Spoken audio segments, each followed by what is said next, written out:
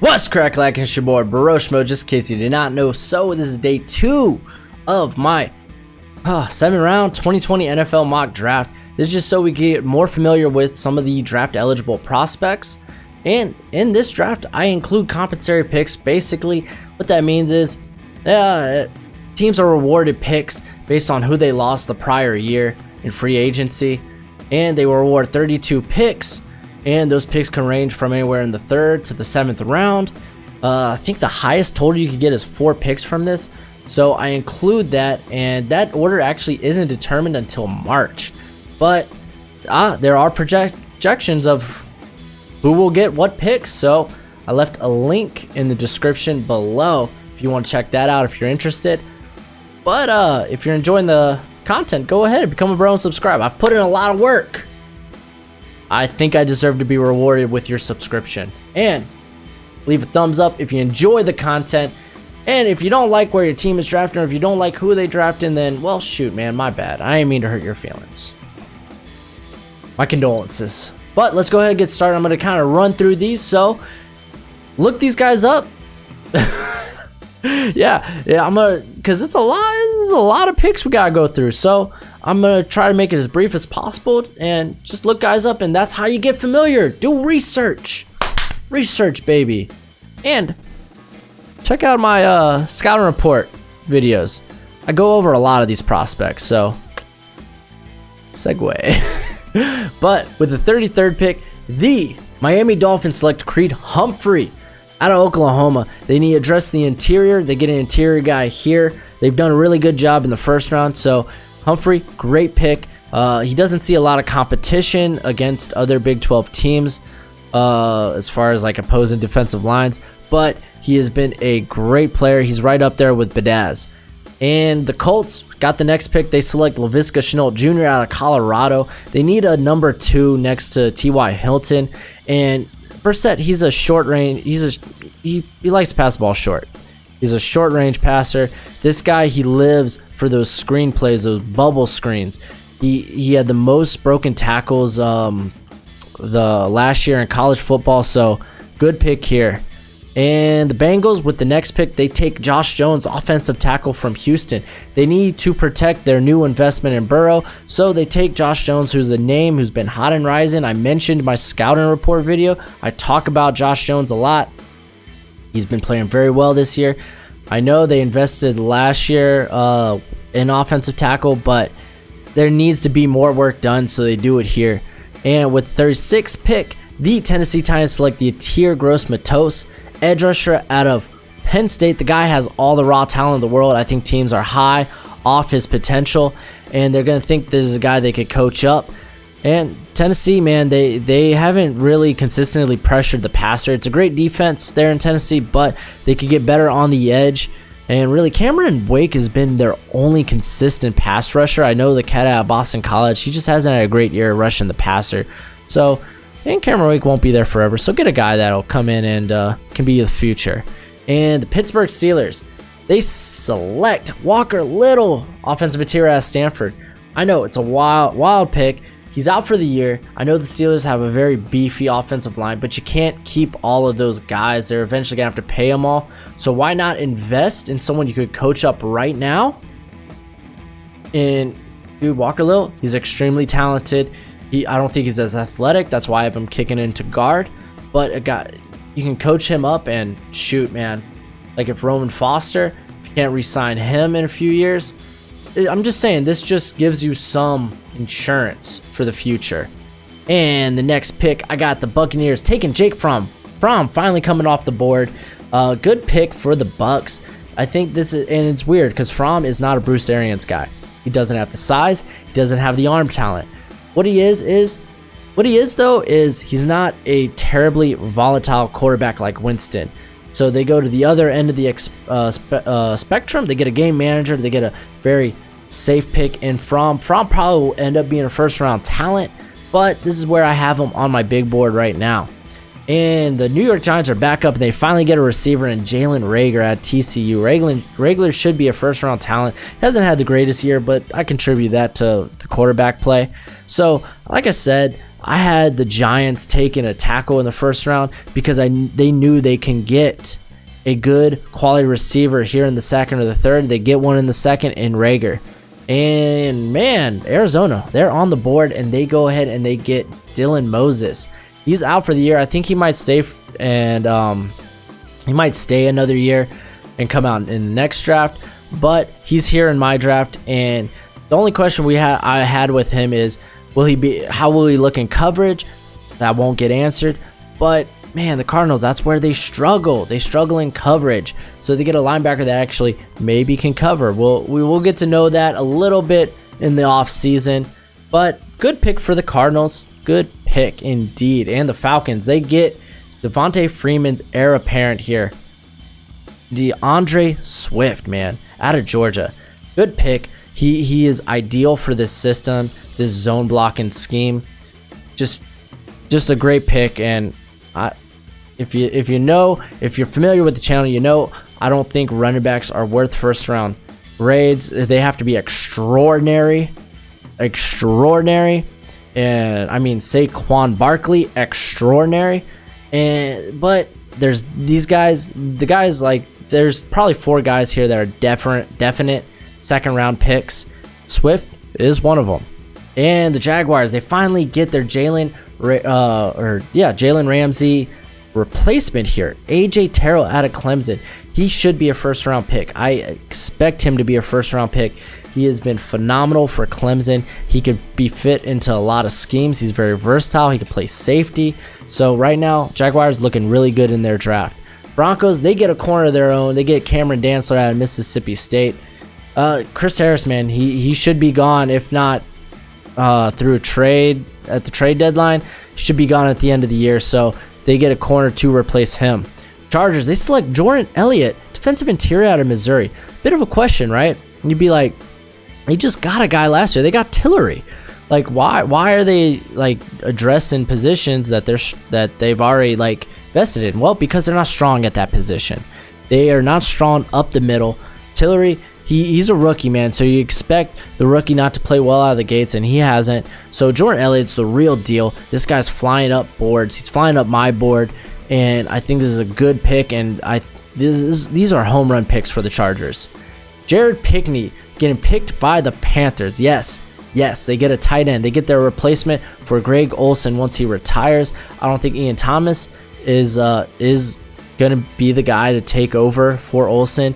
So Pinkney has been great this year, but he's super athletic.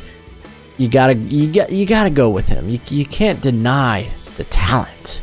And the Bears, man, 46th pick. They take Terrell Lewis, edge rusher out of Alabama, man. I like this pick. He has been a monster this year. I had questions about him coming after being hurt last year, but he has been constantly nagging and pressuring the quarterback. I'm not high on Leonard Floyd there in Chicago, so they get a guy that could be competition. Good pick for the Bears. And with the next pick, Buffalo Bills, they finally address receiver Tylan Wallace out of Oklahoma State. Good pick. I think they're going to address receiver multiple times in this draft. Spoiler alert, they do. Brown, they could honestly get rid of Brown after this year or next. I think they're going to get guys that they can build up to eventually replace Brown, replace Beasley. And Tylan Wallace, excellent pick here. And the Vikings, man, I'm telling you, that Super Bowl window is closing, so they get Tyler Johnson out of Minnesota, man. They get the local boy. But I'm telling you, the Super Bowl window will close. They don't address quarterback just yet. They get a guy because they need a third receiver there behind Diggs, behind Thielen. And Diggs, we don't know what his future is. He's happy now. How long will that last? So quality picks right now for Minnesota. The Cowboys, they select Cheyenne O'Grady, tight end. They get Jason Witten's replacement. Good pick, except for he's got some red flags. He has some off the field stuff, but I mean, if you want to look past that, the talent is undeniable. 50th pick, I got the Detroit Lions taking Travis Etienne out of Clemson, running back. Weird, right? Because they have Carry-On. Why would they invest such a high pick in a running back? Because Etienne is that great. You could tell that Detroit, they want a pass catcher at running back, or they want one in lieu of Carry-On Johnson. They've been testing a variety of different guys since they got rid of Theo Reddick. and they just really haven't worked. I think ATN would be beautiful for Detroit, and they go ahead, they just get value here. These are 2 stellar picks. I know it doesn't look like it. It might be like, well, why running back now? But this is a good pick, trust me. And the Rams, they go ahead and they select Clavon Chaisson, edge out of LSU. The guy, he was out all of last year. He's been a little banged up this year. Everyone's so high on this guy because you can't deny the physical tools, the potential, the talent. But I'm not going to put him in the first round based off that. He's been banged up a whole lot, you know? So, and he's a little light. He could throw on a little more size. But let's be honest, Deontay Fowler, he shouldn't be there much longer. They're not going to spend all that money for a guy that contributes hardly. So they get their guy here. And next pick, I have the Jets getting Jonathan Greenyard, edge rusher out of Florida. The Jets, they need a pass rusher. Greenyard, he's come out of nowhere. He was transferred from Louisville, and he's kind of overshadowed Jabari Zuniga, which is wild. He has been the better prospect, and I think he's going to be a second or going to be essentially a day 2 pick, guaranteed. Next pick, I got the Colts getting a corner, Paulson Adebo out of Stanford. They've been playing a lot of man this year, which was weird. It was weird. That's all I could say. I'm mumbling over my words because I was like, I didn't think they were a man team, but apparently they are now. I think they've played man 61% of the time. So they get a guy who could be an excellent man corner in this league. He's had a few rough games, rough patches here and there, but Adebo is the real deal. He is a quality corner. And the Seahawks, they get Shaheem Carter, safety out of Alabama. They need some help at safety. Matter of fact, this guy could kick into the slot. He provides a lot of versatility. He's played very well there for Alabama. And with this pick, the Houston Texans select a corner out of Oregon, Yamador Lenoir. Dude, this kid, he's been balling out this year. He's been shut down. Good pick for the Texans, who kind of need a corner. They do. And next pick I got on board is the Bears. They're picking again, and they're getting Jared Hilbers, Washington offensive tackle. Yes, not Trey Adams. This guy, he's outplayed Trey Adams this past year. He has taken over on the left side. Honestly, he's a quality talent. He's been stuck behind Trey Adams. He was stuck behind another first-round talent from last year, McGarry. So he's been stuck behind guys who are extremely talented. So there's nothing wrong in that. This guy, he's been phenomenal as a pass blocker, and the Bears, they get some depth and probably put a potential starter there in Hilbers. Next pick, I got Cleveland finally addressing the defensive interior because they want depth. Neville Gallimore, he's been a stud in the Big 12. He's been a monster. He's been wrecking house, and you could tell the Browns really wanted a defensive interior because they were kind of courting Gerald McCoy. So they get their guy here after addressing the tackle position. And Philadelphia, they take Kenny Willekes out of Michigan State, an edge. And that might be a curious pick, but it's not. Hear me out. Derek Barnett has not played particularly well since his rookie year. And you get a guy that comes in, it could be actually an heir apparent, a replacement eventually for Brandon Graham. Because this guy reminds me a whole lot of Brandon Graham. Brandon Graham was not great early in his career as a pass rusher. Phenomenal run defender with a great motor, but not a great pass rusher. He developed that over time. Willekes, I think, is in the same mold. Next pick on board is the Packers, and they're getting Raekwon Davis, defensive interior. This guy's got all the talent of the world. He just doesn't produce. He's played a few decent games here and there, but people, I think they're going to look and be like, we could coach that guy up. They're going to salivate at the mouth, man. I have him as a 3rd round pick. He'll probably go in the 1st round just because, like I said, the upside is that high. And Green Bay, they invested a pick on Rashad Gary last year, who basically the same type of player. So they go ahead, they get a little more depth on that interior, trying to fill in for Mike Daniels. And the Baltimore Ravens finally addressed the linebacker position. They got rid of Kenny Young in that trade for Peters.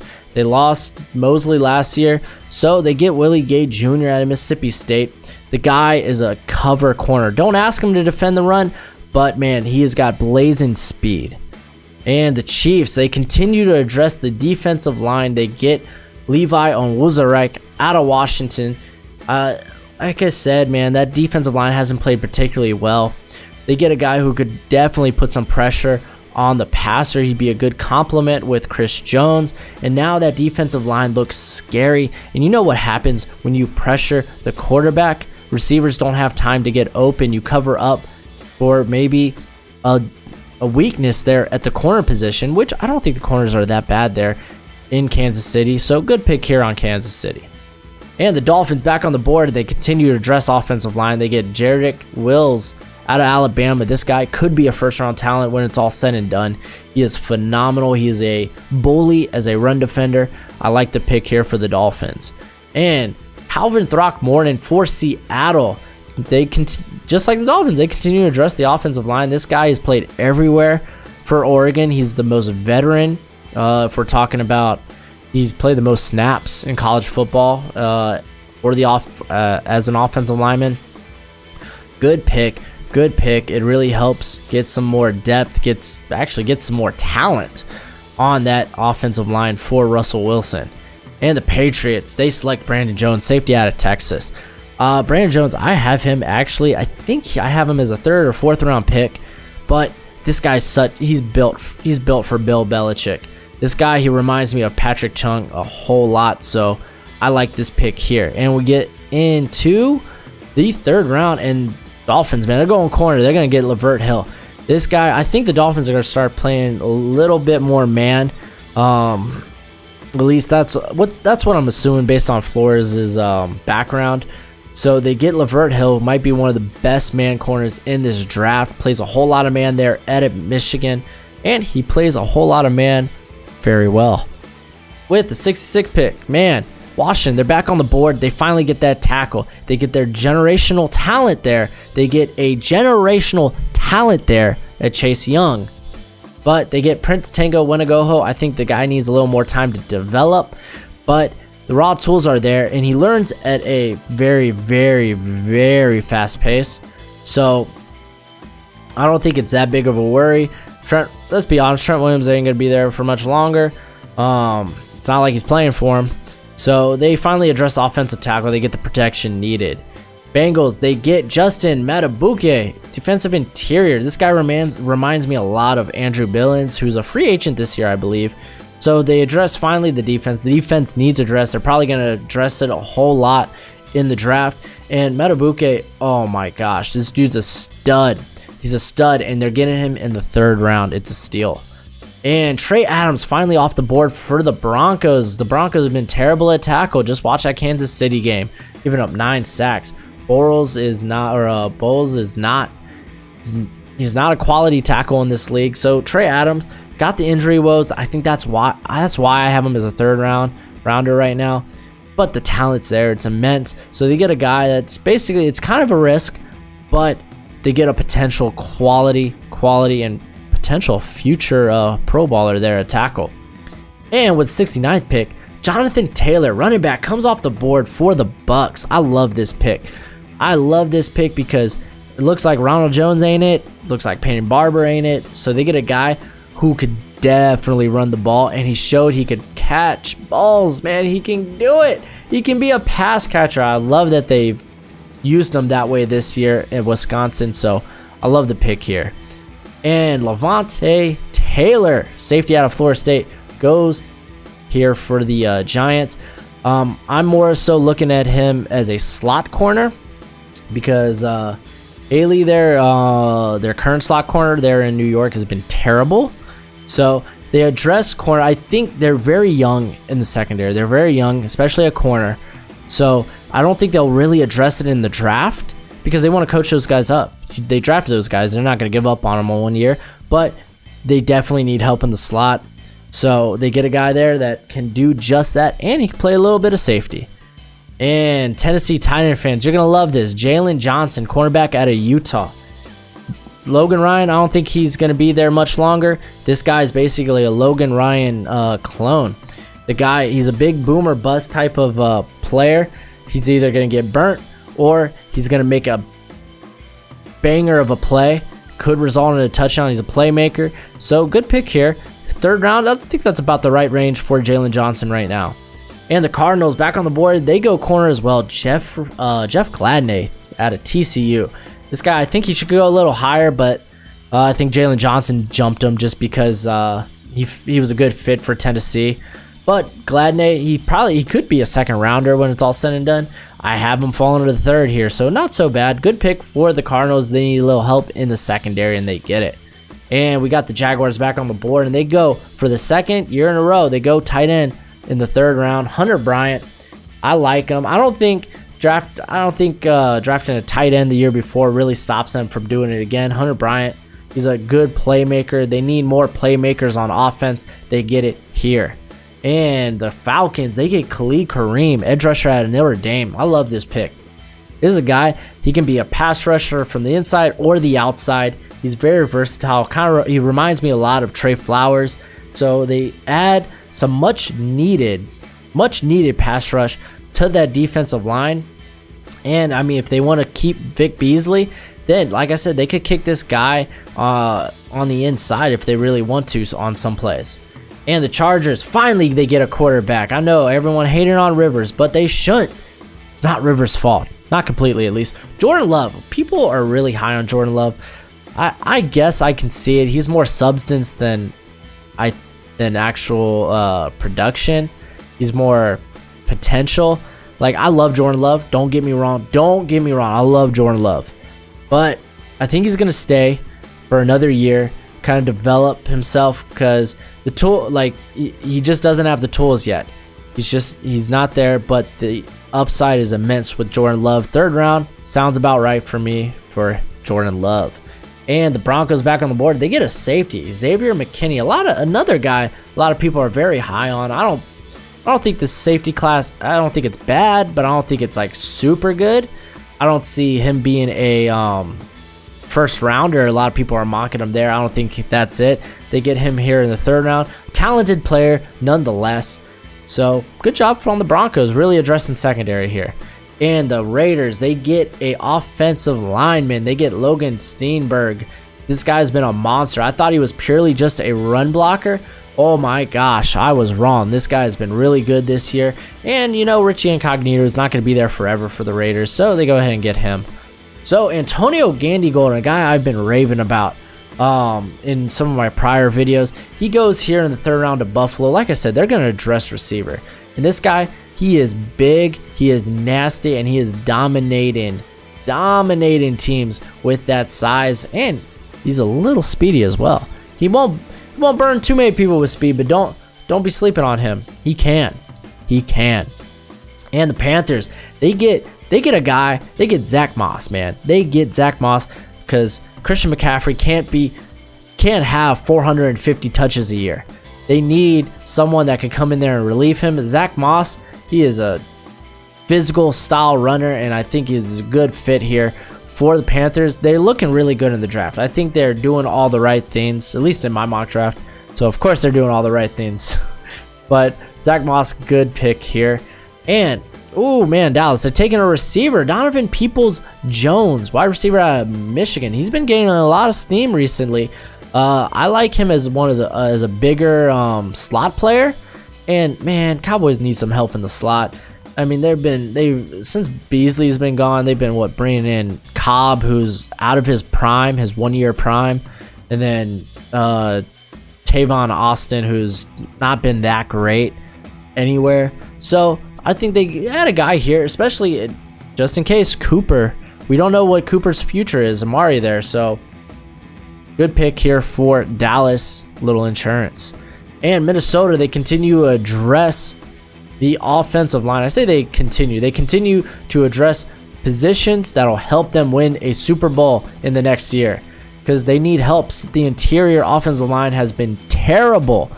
Oh man, it's just been really bad there for Minnesota. So they get a guy who currently plays tackle there at Ohio State, but he probably will kick inside when I think he translates better as a guard in the NFL. So good pick here for the Vikings. Lions back on the clock. They get a safety, Jaylinn Hawkins. I love this guy. The secondary duo there at Cal is deadly. They've been tearing teams apart. Just ask Justin Herbert. Good quality guy. He could go in the box. You could ask him to go deep. Good player here. I don't think a lot of people are talking about him. They should. And the Jets, they select Michael Pittman Jr., wide receiver out of USC. Finally go offense. I think they need another receiver. This guy, I had questions about him separating, and he wasn't really doing it particularly well at the beginning of the year. But man, he's been balling out. He's big. He's speedy. What's not to love? And the Rams back on the clock, and they get Michael Wanogho, oh man, last names, am I right? But this guy's been stellar for Michigan on the interior. Geez, man, that Rams line is just, it's been terrible. It has to be addressed. They don't have the high enough picks to really address it with top tier blue chip talent. But don't sleep on Michael here. He has been very quality, and I like the pick. Let's go with the Colts right now. Marlon Davidson, another guy I am in love with. I'm in love. I talk about this guy a lot in my scouting report videos. He's a bigger guy. I was thinking they could maybe kick him on the interior, but man, I might be wrong. This guy, he has been rushing the passer very successfully. He's got a variety of pass rush moves, and I think he's a perfect fit here for the Colts. And 49ers finally back on the clock, and they continue to go secondary. Miles Bryant, cornerback out of Washington. This guy, I think he's more of a slot, and I think that would fit very well for San Fran. They could use a little bit of help in the slot. Vernett was pretty terrible before getting hurt, which is a shame. I was a big Vernett fan. He's just been destroyed. His career has been destroyed by injuries. So Miles Bryant, good pick here for the 49ers. Texans on the clock. They get Utah edge rusher Bradley Anae. Man, probably butchered the last name, but it's all right. This guy's a stud. He's been terrorizing the Pac-12. And they could really use another edge rusher. And this guy, he's a really good fit for the Texans. And we got the Raiders back on the board. They get their quarterback, Jalen Hurts, out of Oklahoma, man. They get a guy who's finally not afraid to throw the deep ball. This guy, he's been tearing it up. I'm a bit hesitant. On Hurts. A lot of people are like, oh, this guy's a first-round talent. I wouldn't go that far just yet. I think he's been incredibly protected by that Oklahoma system there on offense, but he's been extremely accurate on the deep ball. And you know what, Gruden will probably be like, what? Someone who throws the ball deep? Derek Carr, get out of town. But you get a guy who can compete, who can be competition for Carr. Browns back on the clock, and they get someone to finally replace Jabril Peppers, J.R. Reed. I don't think Randall there for the Browns. His contract's up at the end of the year. He's probably going to ask for a ton of money.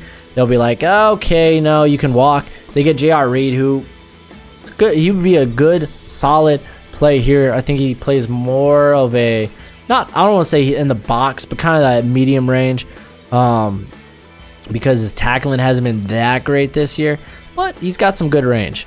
And Eagles back on the clock, and they go receiver, Denzel Mims, Baylor. Dude, this guy, tremendous speed. Deshaun Jackson, he can't live forever. So they get a guy who's an actual eventual replacement for Deshaun Jackson. So now you got two guys there in Philly who are basically waiting in the wing to replace Alshon Jeffrey and Deshaun Jackson in Mims and what was it, RJ Whiteside. I probably butchered that last name because I know looking at his last name, it's not pronounced how it's spelled. It's real weird. Enough about that. Let's go talk about the Packers getting Liam Eichenberg, offensive tackle. This is another guy some people are real high on. I think 3rd round, that's pretty high. So it's a good pick. He's been solid. He hasn't been he doesn't wow, but the Packers could use some help on the offensive line. The offensive line's been played kind of rough this year. It's not been terrible, but it can be better. And now we got Baltimore back on the clock, and I got Trey Smith out of Tennessee. He's a good story, Trey Smith. It's a good story. It's good to see him starting to play a little bit well, but I think he will translate better as a guard. Day 2, there's no shame in day 2. The guy's a quality player. And I think the Ravens are going to address a little bit of the offensive interior in this draft because they could use a little more depth and they could use a little more playmakers as well there on the interior. And Kansas City, they get Devontae Smith, wide receiver at Alabama. And you might think I'm crazy with all these Kansas City picks, but they don't have a true route runner there at Kansas City. They got a bunch of guys that can go deep. Mecole Hardman, he is a vertical threat. Tyreek Hill, he's typically a vertical threat. Really good receiver, though. Sammy Watkins, I don't see him being there this next year. Demarcus Robinson, and then Pringle, So get a guy that comes in there and he can maybe compete to be a starter there. I think this is a great pick. Devontae, honestly, he could go a lot higher than this, so there's a ton of value there as well. And Saints back on the board finally after taking their heir apparent. They get Troy Dye out of Oregon. I almost said out of linebacker. Oh man, Oregon ain't linebacker. You don't get that wrong. But this guy a little undersized, but he's been phenomenal for Oregon. I think he's a good coverage player as well. And linebacker, honestly, that's kind of a need there for the defense if they really need anything. And we are here with the Texans, and they finally addressed the offensive line. I say finally. They addressed it a bunch in the draft, but they can add because a guy that they just gave an extension to there in, Nick Martin? He hasn't been that great. He's actually their lowest graded defensive lineman this year. I know they just gave him an extension, but get a guy that could probably put a little fire under that butt, man. Nick Harris, quality players, played very well on a very underrated Washington offensive line. And then the Patriots back here again. Bryson Hopkins out of Purdue. They finally get their guy to replace Gronk. Let's be honest, you can't replace Gronk. You could really just put a band-aid on that wound. And he's a huge playmaker. Don't ask him to be an inline blocker. That's not him. The guy is a playmaker, though. And these are the compensatory picks. We got the New England Patriots on the board again. They get Lukey Fotu out of Utah. I have him as a tight end. He's actually a defensive tackle, if you couldn't tell. But this guy, he has played very well. He's a really good run defender. He's shown a little bit as a pass rusher. Just a little bit, though. Just a smidge. So this is a quality pick here for the Patriots. Honestly, the Patriots, they're just adding depth everywhere. That's what this draft is going to be for them. They have a ton of picks. And then we got the Giants. They get Josh Uche, edge rusher at Michigan. You could tell the confidence I had saying that name. But this dude's been a terror. He's flown up draft boards. No lie, I had no clue who he was until this season. Had to look into him, and I think he fits the Giants perfectly. He reminds me a lot of the cat they got out of Old Dominion, and just add some talent to that edge rush position. And then the Texans, they get a receiver. Man, you don't know who Fuller's going to be there. He's got a contract coming up. So John Hightower, this guy is a vertical threat and a half. I think if he waits another year to come out, he could be a first rounder. I really like me some John Hightower. So good pick here for the Texans. Seahawks, they get a linebacker because they're getting older at linebacker. They get Jacob Phillips. This is purely a projection on my part. I've always been very high on the physical tools of Phillips. So if you could put those together, then hey, we might have something. And then the Patriots, like I said, they have a ton of compensatory picks, man. But they get Anthony Jennings, edge rusher, he could be a linebacker. I think he's kind of in that Donta Hightower role. I think he would fit that very well for the Patriots. That's why I think this is a good fit. It's a good fit for both. And then we got the Bucks, man. The Bucks, they get a tackle finally because their offensive tackles are terrible. They get Jack Driscoll out of Auburn. So this is a guy who's very quality. Honestly, I think he could probably go higher than his counterpart there, Prince Tango Wanogho, but have him here in the third round. And then we got the Rams. They get a corner. I know they just added Jalen Ramsey, but you know what? You could add a little more depth at corner. That doesn't hurt. And Hussein Bassi, he is a quality player. He deserves to be a day 2 pick. Little questions about his size, but again, he is a baller. He is physical. And then we have the Eagles. They're going edge rusher again. Jabari Zuniga. This is really just going with best player on the board, because the Eagles, they're pretty well rounded outside of the secondary, so they just go ahead and go with the best player available. And Zuniga, he's gonna light up the combine, so they go with that there. And with the final pick, I believe, yes, the final pick in the 3rd round, Minnesota Vikings go Cole Van Lanen, offensive tackle. Riley Reif's been all right. He's played a lot better this year than he did last year, but that's not saying much. So they get offensive tackle. Like I said, they're just gearing up to make that playoff run. They're really gonna I think they're really gonna trust hard in Kirk Cousins. So good luck, Vikings. That's it for the video. Go ahead, check out day 3. But until next time, you be easy, my friends. Later.